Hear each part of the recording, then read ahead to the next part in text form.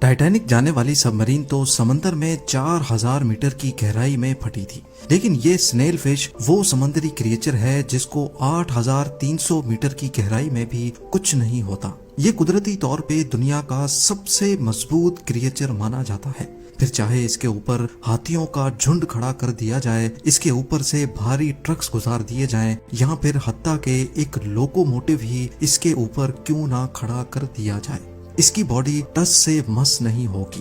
پر سوال یہ ہے کہ آخر اس کے اندر ایسا کیا موجود ہے؟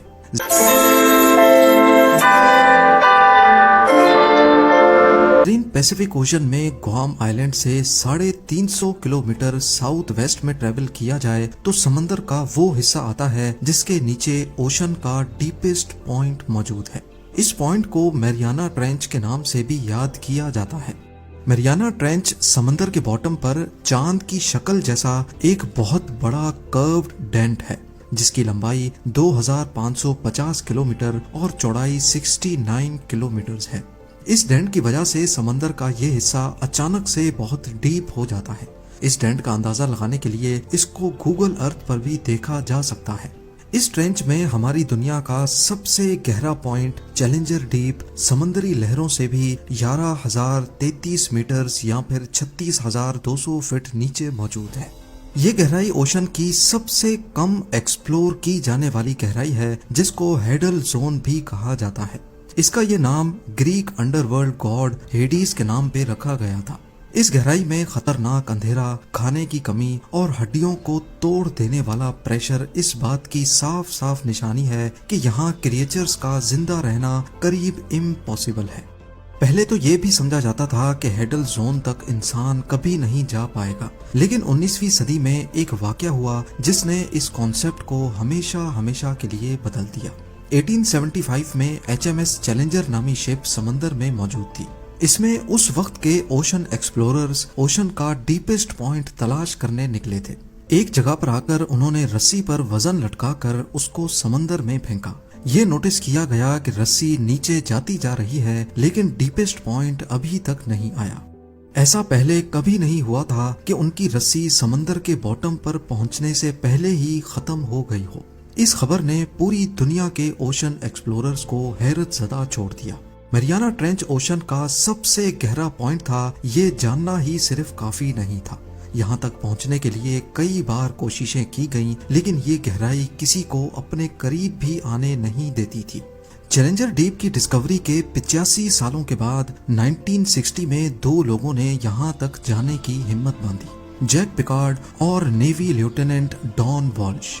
یہ کارنامہ انہوں نے ٹریسٹ نامی سبمرسیبل میں بیٹھ کر انجام دیا۔ ان کا یہ 5 گھنٹوں کا سفر ڈھیر سارے چیلنجز سے بھرا ہوا تھا۔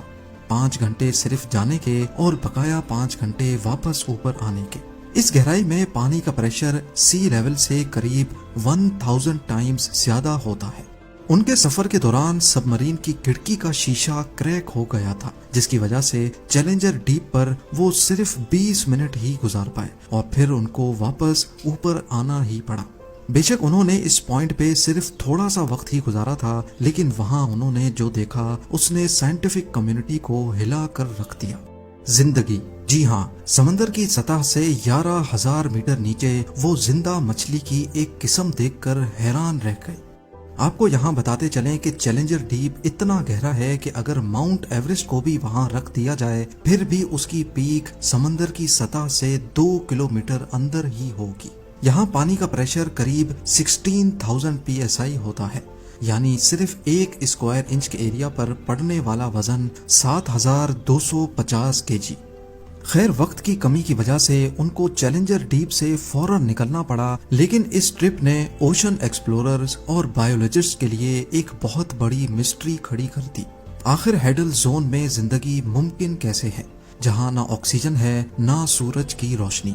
سمندر کی اس گہرائی میں جا کر ریسرچ کرنا ایک امپاسبل ٹاسک ہوتا ہے، اسی لیے 1996 میں جاپان نے ایک روبوٹک سبمرسیبل کائیکو کے نام سے تیار کی۔ اس مشن کو کائیکو مشن کا نام دیا گیا جس میں اس سبمرسیبل کو چیلنجر ڈیپ تک بھیج کر سیمپلز کلیکٹ کر کے واپس آنا تھا۔ کائیکو نے اوشن فلور کے کچھ سیمپلز کلیکٹ کیے जिनको जब टेस्ट किया गया तो मालूम पड़ा कि समंदर का बॉटम अजीब किस्म के बैक्टीरिया से भरा हुआ है, ऐसे बैक्टीरिया जो आज से पहले कभी देखे नहीं गए थे। लैब टेस्ट से मालूम पड़ा कि ये बैक्टीरिया की एक बहुत अजीब किस्म है जो हाई प्रेशर में भी जिंदा रहने की काबिलियत रखती है। नॉर्मली जमीन पर फोटोसिंथेसिस के जरिए प्लांट्स एनर्जी बनाते हैं, यानी सनलाइट, पानी और कार्बन डाइऑक्साइड के जरिए। लेकिन समंदर की गहराई में जिंदगी का होना अगर पॉसिबल है तो वो इन्हीं बैक्टीरिया की वजह से है। बैक्टीरिया केमिकल प्रोसेस के जरिए कार्बन डाइऑक्साइड और पत्थरों के मिनरल्स को एब्जॉर्ब करके एनर्जी और ऑक्सीजन बनाते हैं। इस प्रोसेस को कीमोसिंथेसिस कहा जाता है।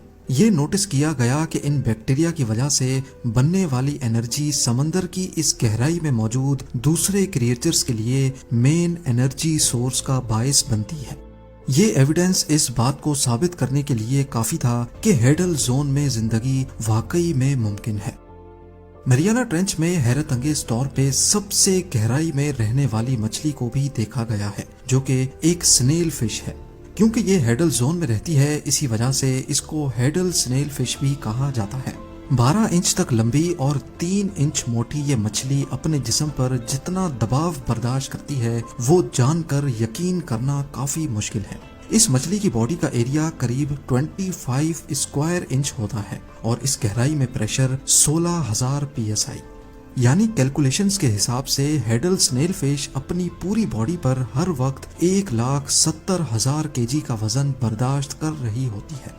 जी हाँ, रेफरेंस के लिए आपको बताते चलें कि एक बोइंग 777 का एम्प्टी वेट 1,68,000 kg होता है और एक एवरेज लोकोमोटिव का वजन 1.5 लाख kg। ये किसी चमत्कार से कम नहीं है कि इतनी छोटी सी मछली इतना ज्यादा वजन झेल सकती है। पर इसकी वजह क्या है, बदकिस्मती से ये साइंटिफिक कम्युनिटी को आज तक सही से मालूम नहीं पड़ सका। असल में वहां जाकर रिसर्च करना पॉसिबल नहीं है, और अगर इस स्नेल फिश को या दूसरे डीप सी क्रिएचर्स को समंदर से निकाल कर लाया जाए तो वो प्रेशर की कमी की वजह से फट जाते हैं। चंद साइंटिफिक रिसर्च से मालूम पड़ा है कि जो मछलियां सरफेस पे रहती हैं उनके अंदर एक स्विम ब्लैडर होता है। इस स्विम ब्लैडर में हवा भरी होती है, जिसकी वजह से वो ज्यादा डीप नहीं जा पाती। लेकिन डीप सी क्रिएचर्स के अंदर ये स्विम ब्लैडर नहीं होता, और यही वजह है कि वो गहराई में आसानी से जा सकती हैं। इसके अलावा रीसेंट डिस्कवरी से मालूम पड़ा है कि तमाम समंदरी मखलूक के अंदर पाइजोलाइट्स नामी एक ऑर्गेनिक मॉलिक्यूल होता है। ये मॉलिक्यूल मेम्ब्रेन्स और प्रोटीन को क्रश होने से बचाता है। साइंसदानों को स्नेल फिश के अंदर पाइजोलाइट्स की बहुत ज्यादा क्वांटिटी देखने को मिली, पर अभी तक ये मालूम नहीं पड़ सका कि ये पाइजोलाइट्स आखिर प्रोटीन और मेम्ब्रेन्स को क्रश होने से कैसे बचाता है। ये तो तब ही मालूम पड़ सकेगा जब कोई ऐसी टेक्नोलॉजी इजाद हो जो चैलेंजर डीप में जाकर जिंदा मछली पर रिसर्च कर पाए।